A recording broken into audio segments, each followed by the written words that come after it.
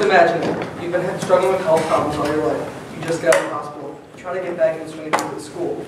It's a rainy day, so you try to run to your car after school. And then the rain hits a lot harder than you thought it would. All your stuff gets ruined. Your paper, all the work that you made up, all gone, down the drain. Hi investors, I'm Michael Bork and I'm here today with my teammates Kiara Kelly, Ryan Malia, Cole Polis, and Nick Waller, and together we make up H20N0. There are over 21 million high school students in the United States alone that walk home from school. And on average, it rains 1 in 5 days throughout the week.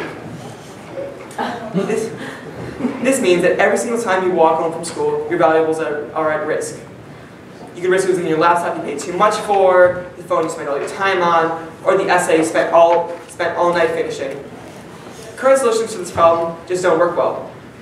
Umbrellas are bulky and just don't work well in the wind. And current waterproof bags are ugly and cannot be used for a backpack for school. And also, current waterproof backpacks that are available on the market range in prices from $150 to $300, which means that is not typically available for the normal high school consumer. This is where our product comes in. We here at H20N0 provide a backpack that's both affordable, stylish, and most importantly, waterproof. We do this by stitching a liner of waterproof canvas called neoprene. This is malleable enough to be bent into the actual backpack itself. And now we plan to target high school students and college students that walk from school. We are H20N0 and we design stylish, waterproof, and most importantly, stylish waterproof backpacks. Okay, so for our financials. So year one, we're primarily going to be focusing on Lake and Cook County. Those are the two largest counties in all of Illinois. That includes Chicago. This is all in line for year 1 and 2. Year 2, we're going to look to expand into a few more counties, looking at 5 and 6. We'd like to encompass the majority of Illinois, if not all of it. Year 3 is when we'd like to start retail. What I mean is we're looking to get into retail stores. That's why we see such a large revenue jump. We believe by having 2 revenue streams, we're going to see that increase in revenue.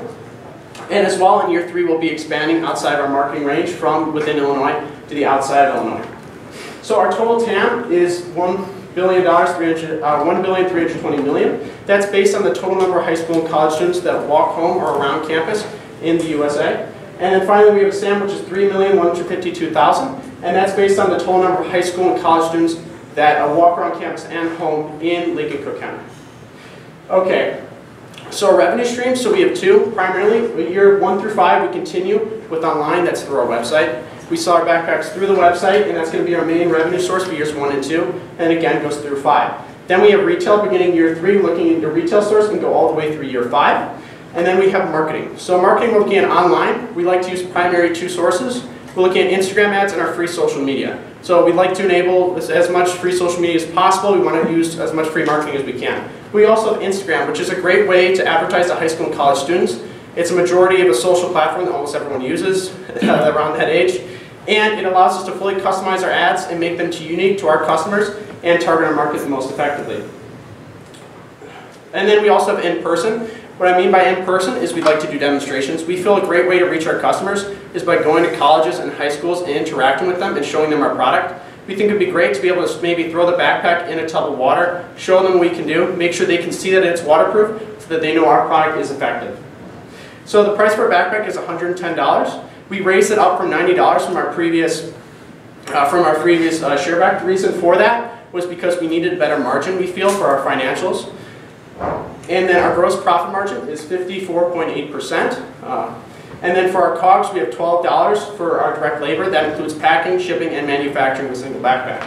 That's based on the 50 units. That's based on buying 50 units. The total cost of materials for one backpack is $37.75. And that comes out to a total of $49.75. So we have our SG&A. So for administrative, we have 2 big fees, which is storage and then accounting. Now we do have some financial knowledge, but we do believe we're going to need an accountant as we go on. Year 1, we have them come in quarterly, so 4 times a year. And then as the years go on, it increases in visits. And then we also have storage for administrative, and that's as we build up inventory for our backpacks, we're going to need somewhere to store them, so we're paying a monthly fee to keep our backpacks in a storage facility. For marketing, again, we have in-person and online. This is the majority of our SG&A. We feel that marketing is the most important because we have to reach these customers, especially early on as a business. And finally, we have salaries. We have a small amount of salary beginning year 2 and going all the way to year 5. And then finally, we have our selling cost, which is 13.2%, and that's the reduction in price more similar to retail. Alright, so going into our MVP, Cool. Going into our MVP, we plan to get our product out there with surveys, a website, various social media platforms, and a CAD design. So we had 2 surveys. Our original survey was a problem survey entailing like what customers were having issues with, how big of an issue it was. And then our second survey was a solution survey, so how much of they would be willing to pay for a solution, what their current solutions are.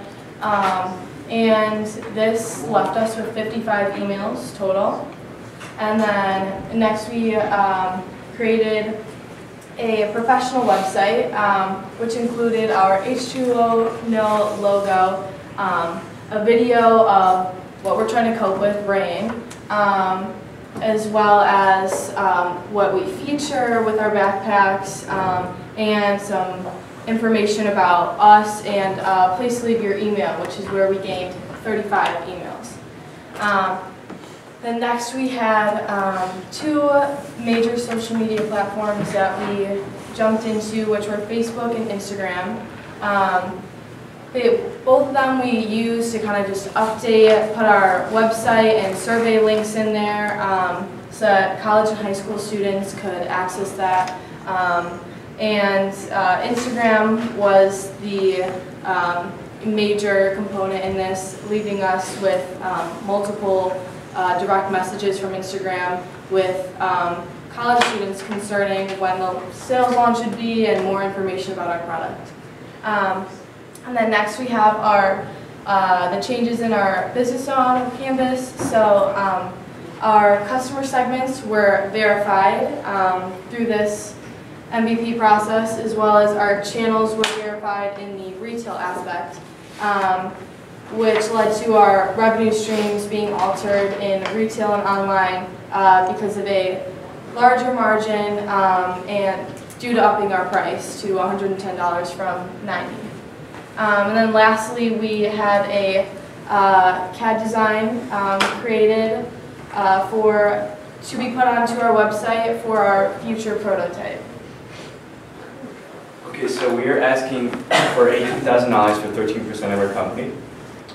And so the $18,000 consists of pretty much $14,000 for the startup cost. That is legal fees, which is trademark, trade secret, design patent, and copyright. And inventory, prototype, and marketing. Marketing would be consistent of in-person, which would be demonstrations, and online, which would be social media. And liquidity cushion would be $4,000 because we feel that that would be a good cushion in case of a problem in our company. And the total would be $18,000. So to go over, we're asking for $18,000 for 13% of our company. And we have a post-money valuation of $142,000 with an internal rate of return of 54.4% and a money multiple of 5.3. We are planning on exiting year 4 and selling to Samsonite because we feel that Samsonite is the right company that would take our business and use it since they sell waterproof backpacks and luggage. Alright, so we are H20N0, uniquely designed waterproof backpacks. We thank you so much for your time and for this experience. Is it a waterproof coat? I'm not sure about that. You Waterproof, would have to ask. We thank you so much for your time and for this experience and for listening to us. None of us will be able to carry on this career into the second year due to our schedules next year, but we have had such a wonderful experience. Thank you.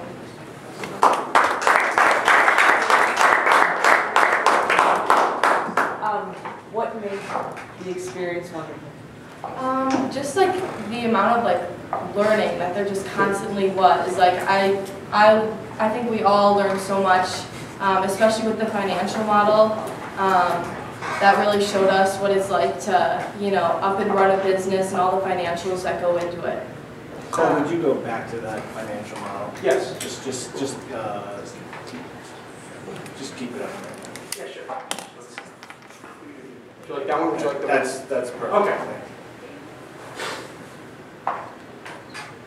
So you're out.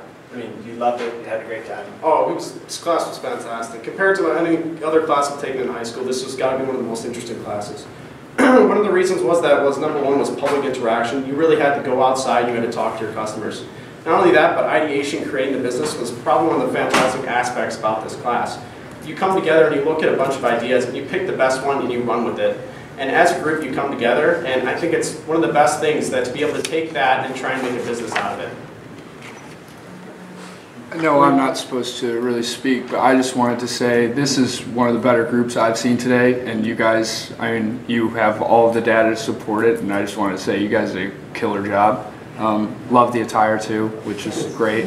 I understand like busy schedules next year, but I think you guys should definitely think about this because it's an opportunity that does not come to your doorstep every day, and you're going to, you guys have something, and I think you guys, I mean, you put in the work, it's very clear, and I just want to say good work. Thank you very much. So when you start selling to retail, I think you put like a 13% Yes, discount. 13.2%. And so $110 is the price if I were to buy it Yes. from you. But the amount you're going to sell it to a retailer would be 13% less than that. And so they would buy it for something like $96. Yes. And therefore they would sell it for 110 and make 14%. How'd you come up with that math? For that number, we worked with our teacher a bit, and then we also researched it ourselves. We thought that was a little low, but we felt it was pretty good for the number.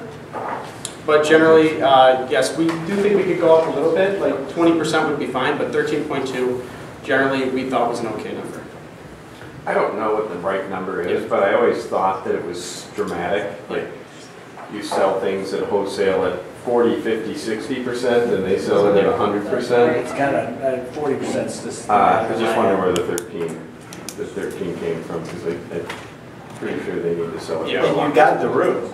I mean, there's room. If you're at 54% margin, there's room to be giving more and escalating that channel quicker.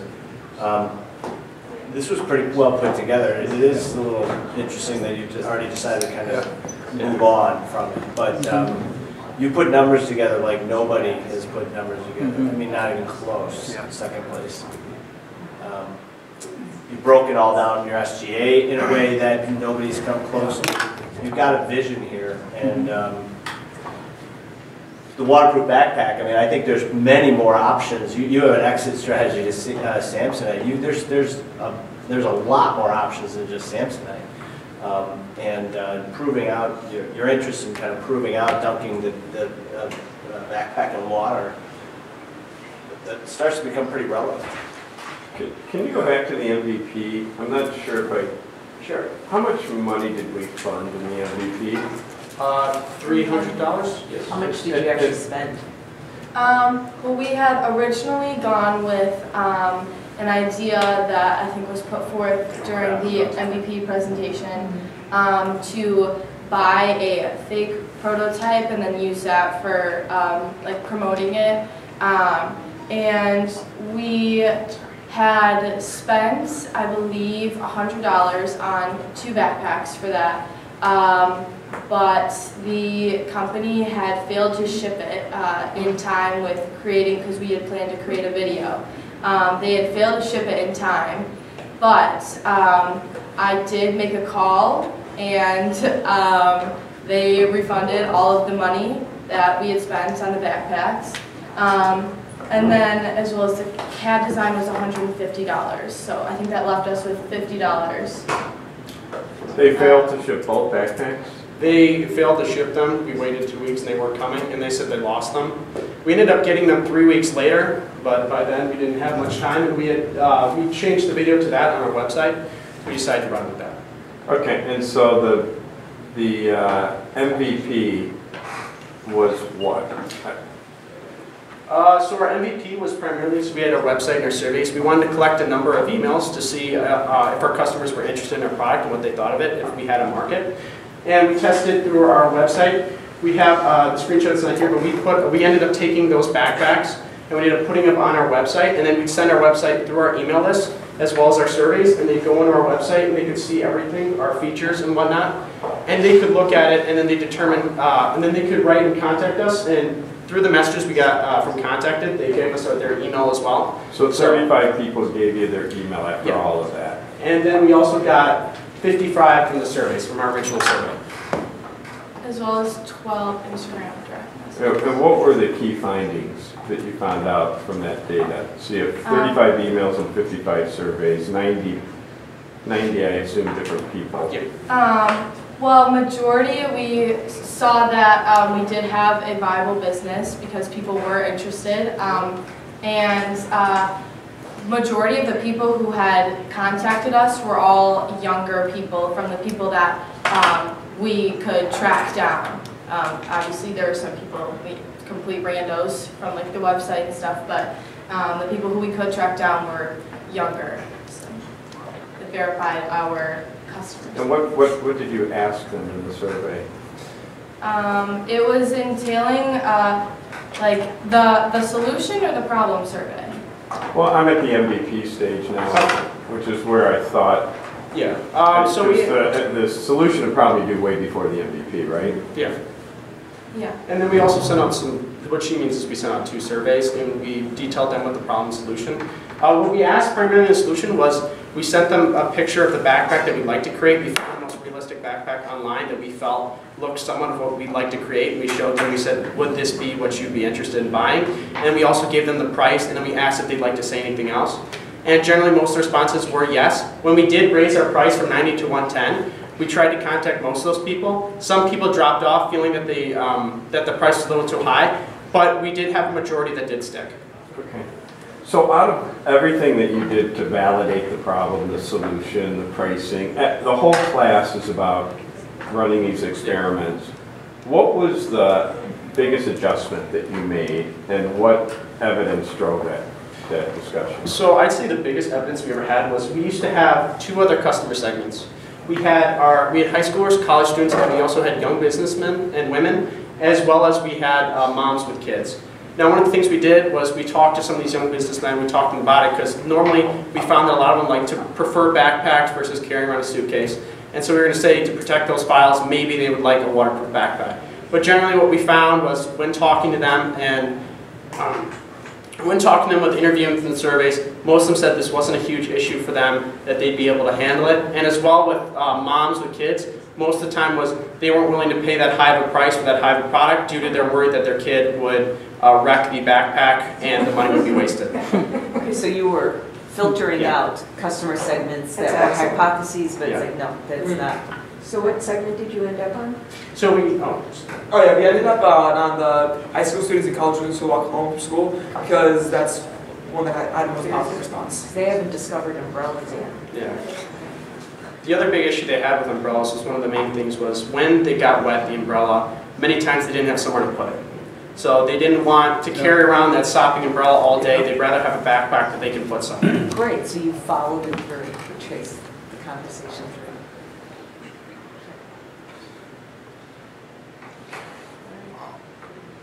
Any opportunity to lower the cost of goods sold? We believe this was based on, we contacted the manufacturers, they said this was based on, this was based on the 50 units. We were saying we'd like an inventory of about 50 units to start off. And they said that that was going to be the direct labor cost, about $12. And we believe we could probably get down the cost a little bit, but generally our materials is pretty stable because the neoprene and especially the waterproof zippers are a little more on the expensive side. But again, this was based off 50 units, so I believe if we went up in the number of units we buy, we could lower down the direct labor cost. Mm-hmm. By sheer volume? Yeah. Okay. Last question. I gotta tell you, I'm just whispering in the car, most people never get to the product. You guys figured out who's gonna produce it, how they're gonna produce it. interesting story here, and I think your market segment you could just start with high school and college kids that don't carry umbrellas, because they don't. And if you get on a train going downtown, there's no briefcases anymore, they're all backpacks, 100%. So that whole piece that you've gotten through, not only the concept, but how to get it made and what it costs to get it made.